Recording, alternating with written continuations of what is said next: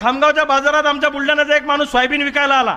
50,000 रुपयाची त्या म्हाताऱ्या माणसानं सोयाबीन विकली आणि बस स्टँडवर त्याचा खिसा हाणला. तो माणूस रडत बसला.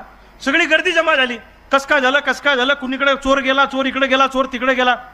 एवढ्या गर्दीत एक सज्जन माणूस पुढे आला आणि त्या माणसानं 500 रुपये काढून त्या शेतकऱ्याला दिले आणि सांगितलं, हे भाड्याला ठेव, जेवायला ठेव आणि माझा मोबाईल नंबर घ्या काका, आणि काही अडचण असली तर मला फोन करा. म्हातारा माणसाला बरं वाटलं. त्याला वाटलं जेवायची सोय झाली, भाड्याची सोय झाली. घरी गेला, म्हातारीला सांगितलं आपल्या दोघांची मेहनत पूर्ण वाया गेली. वर्षभर आपण दोघांनी शेतात केलेली मेहनत वाया गेली. चोरानं 50,000 रुपये खिशातले चोरून नेले खामगावच्या बस स्टँडवर. पण एक देव माणूस मला भेटला.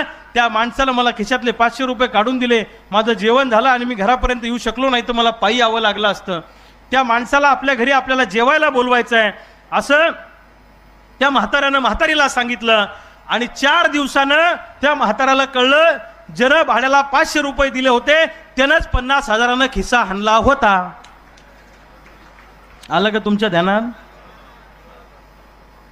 लागली का लाईट? ताई, आमच्या सोयाबीनवर यानं दरोडा घातला, आमच्या कापसावर दरोडा घातला आणि त्याच्यातले 1,500 काढून तुम्हाला दिले. बरोबर आहे का? तसा धंदा हा सुरू आहे. म्हणजे लाखानं हाणायचं आणि 1,500 बहिणीला द्यायचं.